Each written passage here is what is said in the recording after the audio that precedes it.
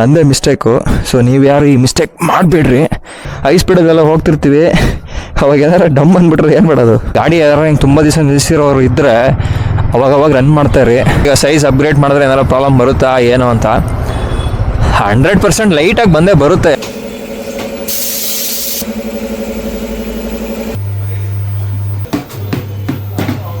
ಸಾಕಾದಾಗ ಕಾಣಿಸ್ತಿದೆ ಈಗ. ಆ್ಯಕ್ಚುಲಿ ಈಗ ಏನಾಯಿತು ಅಂದರೆ, ಆಫ್ಟರ್ ಟೈರ್ ಚೇಂಜು TCS ಮತ್ತು ABS ಲೈಟು ಆನ್ ಆಗೇ ಇದೆ, ಆಫ್ ಆಗ್ತಾ ಇಲ್ಲ. ಹಾಯ್ ಹಲೋ ನಮಸ್ಕಾರ. ಸೊ ಇವತ್ತು ಏನಪ್ಪ ವಿಡಿಯೋ ಅಂತಂದರೆ, ಫೈನಲಿ ನಮ್ಮ ಗಾಡಿದು ಟೈರು ಚೇಂಜ್ ಮಾಡೋ ಟೈಮ್ ಬಂತು. ಸೊ ಅದಕ್ಕೆ ಇವತ್ತು 2 ಟೈರ್ ಚೇಂಜ್ ಮಾಡಿಸ್ಬೋಣ ಅಂತ ಇದ್ದೀನಿ, ರೇರು ಮತ್ತು ಫ್ರಂಟು. ಪ್ಯಾಟರ್ನ್ ಚೆನ್ನಾಗಿದೆ, ಬಟ್ ಆದರೆ ಹಿಂದ್ಗಡೆ ಟೈರ್ ಬಂದು ನಿಯರ್ಲಿ ಒಂದು 20 ಪಂಚರ್ ಆಗಿರ್ಬೋದು ಇದುವರೆಗೂ. ಈಗ ಎಷ್ಟು ಓಡಿದೆ ಅಂದರೆ ಒಂದು 34,000 ಏನೋ ಓಡಿದೆ ಗಾಡಿ. 34,800 ಏನೋ ಓಡಿದೆ, 34,800 ಓಡಿದೆ. ಸೊ ಅದಕ್ಕೆ ಚೇಂಜ್ ಮಾಡಿಸ್ಬೇಡ ಅಂತ. ಸೊ ಫಸ್ಟ್ ರೀಸನ್ ಬಂದು ಅಷ್ಟು ಕಿಲೋಮೀಟ್ರ್ ಓಡಿದೆ ಅಂತ. ಬಟ್ ಸೆಕೆಂಡ್ ರೀಸನ್ ಬಂದ್ಬಿಟ್ಟು ಇದು ಆ್ಯಕ್ಚುಲಿ ನಂದೇ ಮಿಸ್ಟೇಕು. ಸೊ ನೀವು ಯಾರು ಈ ಮಿಸ್ಟೇಕ್ ಮಾಡಬೇಡ್ರಿ. ಏನಂತಂದರೆ, ಇಲ್ಲಿ ನೋಡಿದ್ರೆ ಕ್ರ್ಯಾಕ್ ಇದೆ. ಸೊ ನನ್ನ ಗಾಡಿ ಬಂದ್ಬಿಟ್ಟು ನಿಯರ್ಲಿ ಒಂದು ತುಂಬ ತಿಂಗಳಾಯಿತು. ಸೊ ಹಂಗೆ ನಿಲ್ಲಿಸ್ತಿದ್ದೆ, ಯಾವಾಗೋ ಒಂದು ಸಲ ತೆಗಿತಿದ್ದೆ ಅಷ್ಟೇ. ಯಾಕಂದರೆ ಅಲ್ಲಿ ಪಲ್ಸರ್ ಇತ್ತಲ್ಲ, ಪಲ್ಸರ್ ಯೂಸ್ ಮಾಡ್ತಿದ್ದೆ ಸೀನಿಯರ್ದು. ಸೊ ಅದಕ್ಕೇನೆ ಇದು ನಿಲ್ಲಿಸಿ ಫುಲ್ ಇದೆಲ್ಲ ಕ್ರ್ಯಾಕ್ ಬಂದುಬಿಟ್ಟಿದೆ. ಇದಿಲ್ಲಿ ಈ ಕ್ಯಾಮ್ರಾದಲ್ಲಿ ಕಾಣಲ್ಲ ಅನಿಸುತ್ತೆ. ಒಂದು ನಿಮಿಷ ಫೋನ್ ಕ್ಯಾಮ್ರಾ ಆನ್ ಮಾಡ್ತೀನಿ, ಅಲ್ಲಿ ಪ್ರಾಪರಾಗಿ ಕಾಣುತ್ತೆ. ನಾನು ಅದು ನೋಟಿಸ್ ಮಾಡಿರಲಿಲ್ಲ ಇಷ್ಟು ದಿವಸ, ಬಟ್ ಆಮೇಲೆ ನೋಟಿಸ್ ಮಾಡಿದ್ಮೇಲೆ ನನಗೆ ಭಯ ಹತ್ಕೊಂತು. ಇಲ್ಲಿ ನೋಡಿ, ಸೊ ಈ ಕ್ರ್ಯಾಕು, ಆಮೇಲೆ ಇಲ್ಲಿ ಕಂಪ್ಲೀಟು. ಸೊ ಈಗ ಬೈಕ್ನ ಹಿಂಗೆ ಮಾಡಿದ್ರೆ ಆ ಕ್ರ್ಯಾಕು ಇದಾಗುತ್ತೆ. ಸೊ ಆ ಥರ ಕಂಪ್ಲೀಟು ಇಲ್ಲಿ ನೋಡಿ, ಇಲ್ಲಿ ಕಂಪ್ಲೀಟ್ ಈ ಥರ ಕ್ರ್ಯಾಕ್ ಬಂದ್ಬಿಟ್ಟಿದೆ ಥ್ರೂ ಔಟು.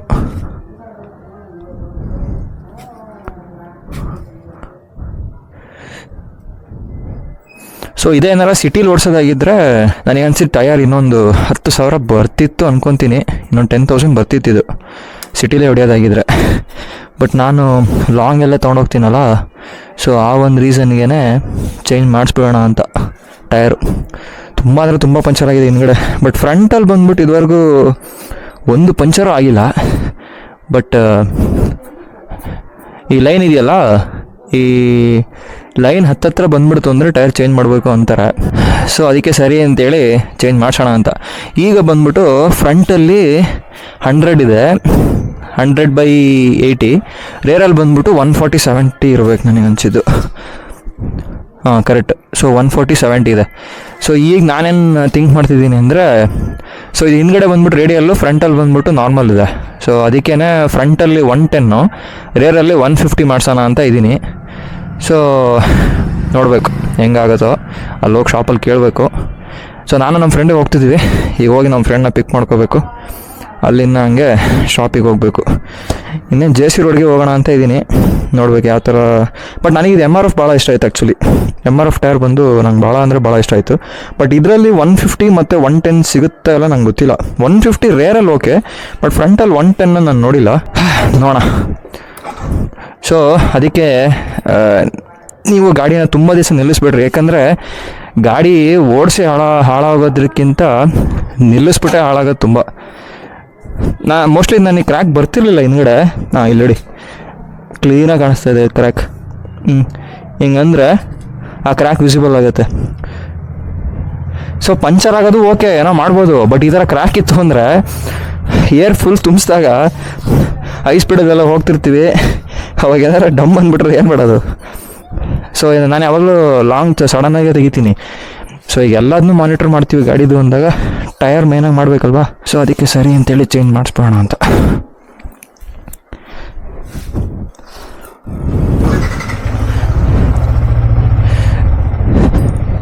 ಸೊ ನೀವು ಅದಕ್ಕೆ ಗಾಡಿ ಯಾರು ಹಿಂಗೆ ತುಂಬ ದಿವಸ ನಿಲ್ಲಿಸಿರೋರು ಇದ್ದರೆ ಅವಾಗವಾಗ ರನ್ ಮಾಡ್ತಾರೆ. ಸೊ ನಾನು ನೋಡಿದ ಪ್ರಕಾರ ಅದು ಹೆಂಗೆ ಪ್ರಾಬ್ಲಮ್ ಆಗುತ್ತೆ ಕ್ರ್ಯಾಕಿಗೆ ಅಂದರೆ, ಟಯರ್ ಬಂದ್ಬಿಟ್ಟು ಎಲ್ಲ ಟೆಂಪ್ರೇಚರಲ್ಲೂ ರನ್ನಿಂಗ್ ಇರಬೇಕಂತೆ. ಸೊ ಒಂದೇ ಟೆಂಪ್ರೇಚರಲ್ಲಿ ನಾವು ಹಂಗೆ ನಿಲ್ಲಿಸಿರೋ ರೀಸನ್ ಏನಾಗುತ್ತೆ ಅಂದರೆ, ಅದು ಹಾರ್ಡ್ ಆಗ್ತಾ ಬರ್ತಾ ಹಂಗೆ ಕ್ರ್ಯಾಕ್ ಸ್ಟಾರ್ಟ್ ಆಗ್ತಾ ಹೋಗುತ್ತೆ. ಆಮೇಲೆ ಇನ್ನೊಂದು ಬಂದ್ಬಿಟ್ಟು ಏರ್ ಫಿಲ್ ಮಾಡಿಸ್ಬೇಕು ಪ್ರಾಪರಾಗಿ. ನೀವು ತುಂಬ ದಿವಸ ಆಗಿ ಹಂಗೆ ಬಿಟ್ಬಿಟ್ಟು ಸುಮ್ಮನೆ ಬಿಟ್ಟಿದ್ರಿ, ಅದು ಏರ್ ಇರಲಿಲ್ಲ ಟಯರಲ್ಲಿ ಅಂದರೆ ಅಲ್ಲಿಂದ ಭಾಳ ಬೇಗನೆ ಕ್ರ್ಯಾಕು ಫಾರ್ಮ್ ಆಗುತ್ತೆ. ನಾನು ಅದೊಂದು 2 ಸಲ ನೋಡಲಿಲ್ಲ. ಅದಾದಮೇಲೆ ನೋಡಿದ್ಮೇಲೆ ಸರಿ ಅಂತೇಳಿ ಒಂದು 2 ಕಡೆ ತೊಗೊಂಡು ಹೋದೆ ಲಾಂಗಿಗೆಲ್ಲ. ಆಮೇಲೆ ಬೇಡ ಸುಮ್ಮನೆ ಯಾಕೆ ರಿಸ್ಕ್ ತೊಗೊಳೋದು ಬೇಡ, ಅಥವಾ ಚೇಂಜ್ ಮಾಡಿಸ್ಬೋಣ. ಹೆಂಗಿದ್ರು ಒಂದು ನಿಯರ್ಲಿ 35,000 ಬಂದಿದೆ. ಸೊ ಅದೇ ಒಂದು ಒಳ್ಳೆ ವಿಷಯ ಆ್ಯಕ್ಚುಲಿ ಟಯರ್ದು. ಇನ್ನೂ ಎಷ್ಟೋ ಜನ 40,000 ಎಲ್ಲ ಓಡಿಸಿರೋ ನೋಡಿದ್ದೀನಿ. ಬಟ್ ರೋಡ್ ಗ್ರಿಪ್ ಆಗಲಿ ಅಥವಾ ವೆಟ್ ಗ್ರಿಪ್, ಮೇಯ್ನಾಗಿ ವೆಟ್ ಗ್ರಿಪ್ಪು, ಆಮೇಲೆ ಬ್ರೇಕಿಂಗು, ಸೊ ಇದೆಲ್ಲ ಬಂದ್ಬಿಟ್ಟು ಸ್ವಲ್ಪ ಕಮ್ಮಿ ಇರುತ್ತೆ. ಯಾಕಂದರೆ ಹಿಂದ್ಗಡೆ ಟಯರ್ ನೋಡಿದ್ರಿ ನೀವು, ಕಂಪ್ಲೀಟಾಗೆ ನೈಸ್ ಆಗಿಬಿಟ್ಟಿದೆ. ಅಪೋಲೋ ಆಲ್ಫಾ H1 ಅದೆಲ್ಲ ಟಯರ್ ನೋಡಿದೆ. ಅದರಲ್ಲಿ 150 ಸೆಕ್ಷನ್ ಎಲ್ಲ ಇದೆ. ರೇರ್ 150, ಫ್ರಂಟಲ್ಲಿ ಬಂದು 110. ಬಟ್ ಏನಂತಂದರೆ ರೇಂಜ್ ತುಂಬ ಕಮ್ಮಿ ಇದೆ. ಅದು ನಿಯರ್ಲಿ ನಿಮಗೊಂದು 15,000 ಬಂದರೆ ಹೆಚ್ಚೇನಪ್ಪ. 15,000 20 ಅನ್ಕೋಬೋದೇನೋ. ಬಟ್ ನಾನು ನೋಡಿದ ಪ್ರಕಾರ ಒಂದು 15,000 ಮ್ಯಾಕ್ಸು. ಸೊ ನಾವು ಬಂದ್ಬಿಟ್ಟು ಏನು ಯಾವಾಗ್ಲೂ ಹೈವೇ ಎಲ್ಲ ಇದು ಮಾಡ್ತಾ ಇರಲ್ಲ, ಯಾಕಂದರೆ ಡೈಲಿ ಆಫೀಸು ಮತ್ತು ಇನ್ನೂ ಸ್ವಲ್ಪ ರೋಡು ಆಫ್ ರೋಡ್ ಕಡೆ ಸ್ವಲ್ಪ ಲೈಟ್ ಇರೋ ಆ ಥರ ಎಲ್ಲ ತೊಗೊಂಡೋಗ್ತೀವಲ್ಲ. ಸೊ ಆಲ್ಫಾ H1 ಸರಿ ಆಗಲ್ಲ. ಸೊ ನನಗೆ ಬೆಸ್ಟ್ ಅನಿಸಿದ್ದೆ MRF. ಸೊ ಅದಕ್ಕೆ MRF ಮಾಡಿಸ್ಬೇಡ ಅಂತ. ಸೈಜ್ ಅಪ್ಗ್ರೇಡ್ ನೋಡಿದೆ ನಾನು. ಅಂದರೆ ಈಗ ಸೈಜ್ ಅಪ್ಗ್ರೇಡ್ ಮಾಡಿದ್ರೆ ಏನಾರು ಪ್ರಾಬ್ಲಮ್ ಬರುತ್ತಾ ಏನು ಅಂತ. 100% ಲೈಟಾಗಿ ಬಂದೇ ಬರುತ್ತೆ. ಯಾಕಂದರೆ ಈಗ ಪ್ಲಸ್ ಆರ್ ಮೈನಸ್ ಅಂತ ಹೇಳಿ ಒಂದು ಡಿಜಿಟಿಗೆ ನಾವು ಹಾರ್ಬೋದು. ಅಂದರೆ ಈಗ 140 ಇದೆಯಾ, 150 ಹೋಗ್ಬೋದು. ಬಟ್ ಏನಂದರೆ ಆಬ್ವಿಯಸ್ಲಿ ಬಂದ್ಬಿಟ್ಟು ಮೈಲೇಜ್ ಕಮ್ಮಿ ಆಗುತ್ತೆ. ಆಮೇಲೆ ಏನು ಸ್ವಲ್ಪ ಟಾಪ್ ಎಂಡ್ ಅಂತೂ ಕಮ್ಮಿ ಆಗುತ್ತೆ. ನಾವೇನು ಯಾವಾಗಲೂ ಟಾಪ್ ಎಂಡ್ ಹೊಡಿಯಲ್ಲ. ಆಮೇಲೆ ಮೈಲೇಜು ಏನು ನನಗೆ ಅನಿಸಿದ್ದು ಡ್ರಾಸ್ಟಿಕ್ಕಾಗಿ ಏನು ತುಂಬ ಏನು ಹಿಡಿಯಲ್ಲ. ಒಂದು 3 ಇಳಿಬೋದು ಅಂದ್ಕೊತೀನಿ. ಸೊ ಅಷ್ಟೆಲ್ಲ ಆದರೆ ಓಕೆನೆ. ಸೊ ಇದೊಂದು ಟೈಮು ಚೆಕ್ ಮಾಡಿ ನೋಡೋಣ ಹೆಂಗೆ ಬರುತ್ತೆ ಏನು ಅಂತ. ಬಟ್ ನಾ ಇನ್ನೂ ಕೆಲವೊಂದು ವೀಡಿಯೋ ಎಲ್ಲ ನೋಡಿದೆ ಗುರು. ಅಯ್ಯೋ 170, 180, 190, 200, ಅಯ್ಯೋ ZX 10R, ಯಾವುದೋ Z900, ಅದು ಎಲ್ಲದ್ರದ್ದು ತೊಗೊಂಬಂದು ಅಯ್ಯೋ ಯಪ್ಪ. ಇದು ರಿಮ್ ಬಂದ್ಬಿಟ್ಟು ಒಂದೇ ಚಿಕ್ಕದು ಬರುತ್ತೆ ಇದು ರಿಮ್ಮು. ಆ ರಿಮ್ಮಿಗೆ ಹೋಗ್ಬಿಟ್ಟು 200, 180 ಎಲ್ಲ ಮಾಡಿಸಿದ್ರೆ ಒಂಥರ ಹೆಂಗಾಗುತ್ತೆ ಅಂದರೆ ಟಯರ್ ಹಿಂಗಿರೋ ಬದಲು ಹಿಂಗೆ ಆಗೋಗಿರುತ್ತೆ ಹೊರಗಡೆ. ಸೊ ಅದಕ್ಕೆ ಅದೆಲ್ಲ ಥಿಂಕ್ ಮಾಡಿ ಸಾಕು 150 ಹೋದರೆ ಸಾಕು ಅನಿಸುತ್ತೆ. ಸೊ ನಾನೇನಕ್ಕೆ 150ಗೆ ಹೋಗ್ತಾ ಇದ್ದೀನಿ ಅಂತಂದರೆ ಮೈನಾಗಿ ನನಗೆ ಬಂದುಬಿಟ್ಟು ಫಸ್ಟು ಇನ್ನೂ ಸ್ವಲ್ಪ ಗ್ರಿಪ್ ಬೇಕು ಅನ್ನಿಸ್ತು. ಸೊ 140 ಬಂದು ಅಷ್ಟು ಸಾಲಿಲ್ಲ ನನಗೆ.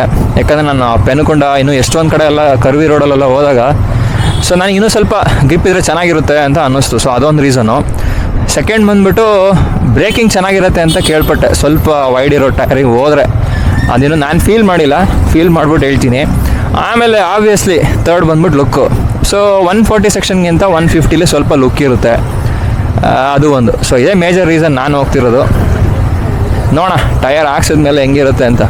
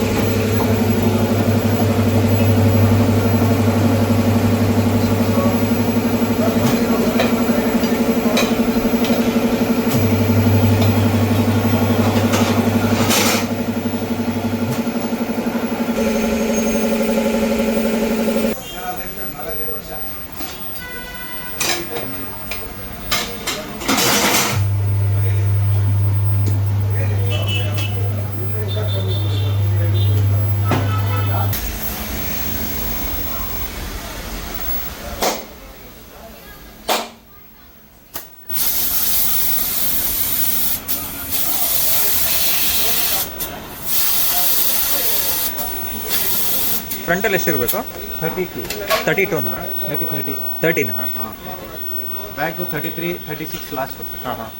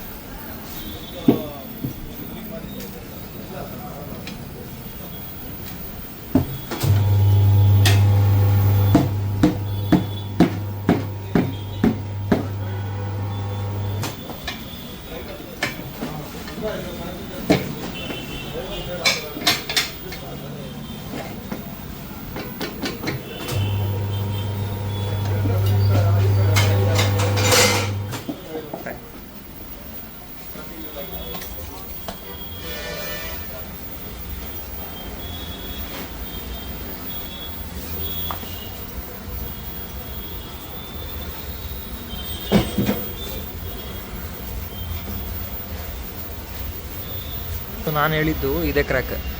ಇಲ್ಲಿ ನೋಡಿ ಕಂಪ್ಲೀಟಾಗಿ ಥ್ರೂ ಔಟ್ ಫುಲ್ ಇದೆ.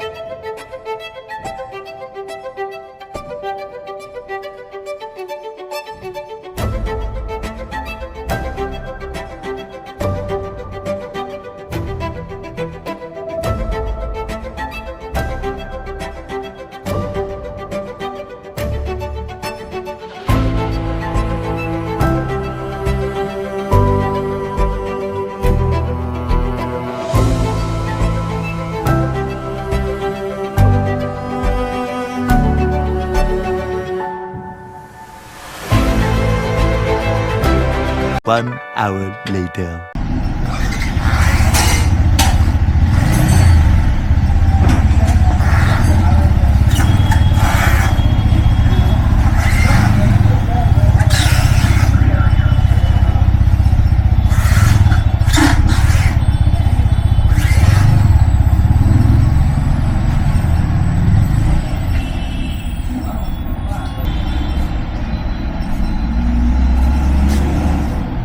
ಫೈನಲಿ ಅಪ್ಗ್ರೇಡ್ ಆಯಿತು. ಟಯರು ಸಾಕಾದಾಗ ಕಾಣಿಸ್ತಿದೆ ಈಗ. ರೇರ್ ಟಯರ್ ಮಾತ್ರ ಈಗ ಸ್ವಲ್ಪ ವೈಡರ್ ಕಾಣಿಸ್ತದೆ 150 ಹಾಕಿದ್ಮೇಲೆ. ಫಸ್ಟು 140 ಇದ್ದಾಗ ಸ್ವಲ್ಪ ಇಷ್ಟು ಕಾಣೋದು, ಬಟ್ ಈ ಟಯರ್ ಪ್ಯಾಟ್ರನ್ನು ಚೆನ್ನಾಗಿದೆ. MRF ರೇವ್ಸೆ. ಸೊ ರೇರು ಬಂದುಬಿಟ್ಟು ರೇಡಿಯಲ್ಲೇ ಬರುತ್ತೆ, ಫ್ರಂಟು ರೇಡಿಯಲ್ಲೇನೆ. ಪ್ರೀವಿಯಸ್ ಬಂದುಬಿಟ್ಟು ರೇರು ರೇಡಿಯಲ್ ಇತ್ತು, ಫ್ರಂಟ್ ಬಂದ್ಬಿಟ್ಟು ನಾರ್ಮಲ್ ಇತ್ತು, ಬಟ್ ಈ ಸಲ ಎರಡು ರೇಡಿಯಲ್ಲು. ಇದು 150 ಸೆಕ್ಷನ್ನು, ಫ್ರಂಟಲ್ಲಿ ಬಂದುಬಿಟ್ಟು 110 ಸೆಕ್ಷನ್. ಸೊ ಇದು ಬಂದ್ಬಿಟ್ಟು ರೇಡಿಯಲ್. ಬಟ್ ನಂಗಂತೂ ಲುಕ್ ಅಂತೂ ಸಾಕಾತ್ ಇಷ್ಟ ಆಯ್ತು. ಈಗ ಸಾಕಾದಾಗ ಕಾಣಿಸ್ತದೆ. ಸೊ ಗಾಡಿ ಓಡಿಸ್ತಾ ಗೊತ್ತಾಗುತ್ತೆ ಹೆಂಗಿದೆ ಈ ಟಯರ್ ಅಂತ. ಸೊ ನಾವೆಲ್ಲಿದ್ದೀವಿ ಅಂತಂದರೆ ಇಲ್ಲಿ DN ಟಯರ್ಸ್ ಅಂತ. ಸೊ ಇಲ್ಲೇ ನನಗೆ ಕಂಪ್ಲೀಟ್ ಒಳ್ಳೆ ಚೆನ್ನಾಗಿ ಮಾಡಿಕೊಟ್ರು. ಟೋಟಲ್ ಪ್ರೈಸ್ ಅಂತ ನೋಡಿದ್ರೆ 7200 ಟಯರ್ಗೆ, 400 ಅವ್ರ ಟಯರ್ ಹಾಕ್ದವ್ರಿಗೆ, ಆಮೇಲೆ ಇನ್ನೊಂದು 300 ಬುಷ್ಷಿಗೆ. ಸೊ ನಿಯರ್ಲಿ ಒಂದು 8000 ಆಯಿತು ಅಂದ್ಕೊಳ್ಳಿ complete. A few moments later. ಇಲ್ಲಿ ಈಗ ಏನಾಯ್ತು ಅಂದರೆ ಆಫ್ಟರ್ ಟೈರ್ ಚೇಂಜು TCS ಮತ್ತು ABS ಲೈಟು ಆನ್ ಆಗೇ ಇದೆ, ಆಫ್ ಆಗ್ತಾ ಇಲ್ಲ. ಏನು ಮ್ಯಾಟ್ರ್ ಆಯ್ತೋ ಗೊತ್ತಿಲ್ಲ. ಸೊ ಅದಕ್ಕೆ ಈಗ ಯಮಹಾ ಶೋರೂಮಿಗೆ ತೋರಿಸೋಣ ಅಂತ ಹೋಗ್ತಾ ಇದ್ದೀವಿ, ನೋಡಬೇಕು. ಆ್ಯಕ್ಚುಲಿ ಇಲ್ಲಿ ಒಂದು ಶೋರೂಮಲ್ಲಿದ್ವಿ, ಇಲ್ಲೇ ಯಮಹಾ ಶೋರೂಮ್. ಅವನಗಡೆ ಪ್ಲೇಟ್ ಬಂದುಬಿಟ್ಟು ಇಲ್ಲೊಂದು ಇದು ಬರುತ್ತೆ, ಈ ಡಿಸ್ಕ್ ಥರ ಪ್ಲೇಟ್. ಸೊ ಇದು ಬಂದು ಬೆಂಡ್ ಆಗಿತ್ತು. ಬಟ್ ಒಂದೆರಡು ಶೋರೂಮ್ ಹೋದ್ವಿ, ಈಗ ಮಾಡಲ್ಲ ಹಂಗೆ ಅಂದರು. ಬಟ್ ಇಲ್ಲೊಂದು ಕಡೆ ಬಂದೆ, ಪರ್ಫೆಕ್ಟ್ ಬೈಕ್ ಅಂತೇಳಿ. ಸೊ ಇಲ್ಲೇನು ಮಾಡಿದ್ರು ಅಂದರೆ ಜಸ್ಟ್ ಅದು ಬೆಂಡ್ ಆಗಿದ್ದನ್ನ ಒಂದು ಸ್ವಲ್ಪ ಸ್ಕ್ರೂ ಡ್ರೈವರ್ ಹಾಕಿಂಗ್ ಮಾಡಿದ್ರು. ಆಮೇಲೆ ಒಂದು ರೌಂಡ್ ಹೋಗಿ ಬಂದೆ. ಆಮೇಲೆ ABS ಮತ್ತು TCS ಪ್ರಾಪರಾಗಿ ಆಯಿತು. ಸೊ ಇಲ್ಲೊಬ್ರು ಮಧು ಅಂತ ಇದ್ದಾರೆ, ಅವರೇ ಪಾಪ ಇದನ್ನು ರೆಡಿ ಮಾಡಿಕೊಟ್ರು. ನಾನಿಲ್ಲ ಫುಲ್ಲ ರಿಂಗೆಲ್ಲ ಚೇಂಜ್ ಮಾಡಬೇಕು ಹಂಗೆ ಅಂದ್ಕೊಂಡಿದ್ದೆ, ಬಟ್ ಏನೋ ಮಾಡಿಕೊಟ್ರು. ಏನೋ ಟೈಮಿಗೆ ಹೆಲ್ಪ್ ಮಾಡಿದ್ರು ಪಾಪ. ಇಲ್ಲ ಅಂದರೆ ಇದೇನಾರ ಸರಿಯಾಗಿರಲಿಲ್ಲ ಅಂದರೆ ಇದೇ ತಲೆಯಲ್ಲೇ ಕೂತ್ಕೊಂಡಿದ್ದಿರೋದು. ಇದೆ ಅಂದರೆ ಜಸ್ಟ್ ಒಂದು ಆ ಡಿಸ್ಕ್ ಬೆಂಡಾಗಿದೆ ಅಷ್ಟೇ. ಒಂದು ಲೈಟಾಗಿ ಅವರು ಹಿಂದ್ಗಡೆ ಟೈರ್ ಹಾಕ್ಬೇಕಾದ್ರೆ ಸ್ವಲ್ಪ ಫೋರ್ಸ್ ಕೊಟ್ಟು ಸ್ಪಾನರ್ನೇನೋ ಹಿಂಗೆ ಸ್ವಲ್ಪ ಹಿಂಗೆ ಎತ್ತಿದ್ರು, ಅದೇನೋ ಟಚ್ ಆಗಿದೆ. ಅದು ಸ್ವಲ್ಪ ಲೈಟ್ ಬೆಂಡ್ ಆಗಿದ್ದಕ್ಕೇ ಹಂಗೆ ಆಫು. ಟಿ ಸಿ ಎಸ್ ಬಂದು ಆಫ್ ಆಗಿಬಿಡುತ್ತೆ, ಆಮೇಲೆ ABS ಬಂದ್ಬಿಟ್ಟು ಆಫ್ ಆಗಿಬಿಡುತ್ತೆ. ನಾನು ಅಲ್ಲೇ ನೋಟಿಸ್ ಮಾಡಲಿಲ್ಲ, ಅದು ಆ್ಯಕ್ಚುಲಿ ರನ್ ಮಾಡಿದಾಗಲೇ ಗೊತ್ತಾಗೋದು. ಅಂತೂ ಇಂತೂ ನಮ್ಮ ಗಾಡಿಗೆ ಹೊಸ ಟೈರ್ ಹಾಕ್ಸಿದ್ವಿ. ಹಿಂದೆ ಮುಂದೆ ಈಗ 10 mm ಜಾಸ್ತಿ ಇದೆ. ಓಡಿಸಿ ನೋಡಿ ಸ್ವಲ್ಪ ಬೆಂಡ್ ಮಾಡಿ ನೋಡಿದ್ರಲ್ಲಿ ಸ್ವಲ್ಪ ಸ್ಟಾಕ್ ಟೈರ್ಗಿಂತ ಇದರಲ್ಲಿ ಸ್ವಲ್ಪ ಬೆಂಡ್ ಮಾಡೋಕ್ಕೆ ಸ್ವಲ್ಪ ಚೆನ್ನಾಗಿದೆ, ಫ್ಲೆಕ್ಸಿಬಲ್ ಆಗಿದೆ ಅಂತ ಅನ್ನಿಸ್ತು. ನೋಡೋಣ ಇನ್ನು ಫ್ಯೂಚರಲ್ಲಿ ಹೆಂಗಿರುತ್ತೆ ಅಂತ. ಇಷ್ಟ ಇವತ್ತಿನ ವಿಡಿಯೋ. ಈ ವಿಡಿಯೋ ಇಷ್ಟ ಆಗಿದ್ರೆ ಲೈಕ್ ಮಾಡಿ, ಶೇರ್ ಮಾಡಿ, ಕಮೆಂಟ್ ಮಾಡಿ ಅಂತ ಹೇಳ್ತಾ ನೆಕ್ಸ್ಟ್ ವಿಡಿಯೋದಲ್ಲಿ ಸಿಗೋಣ. ಸೇಫಾಗಿ ರೈಡ್ ಮಾಡಿ, ಹೆಲ್ಮೆಟ್ ಇಲ್ದಂಗೆ ರೈಡ್ ಮಾಡಿಬಿಡಿ. ಓಕೆ ಬಾಯ್.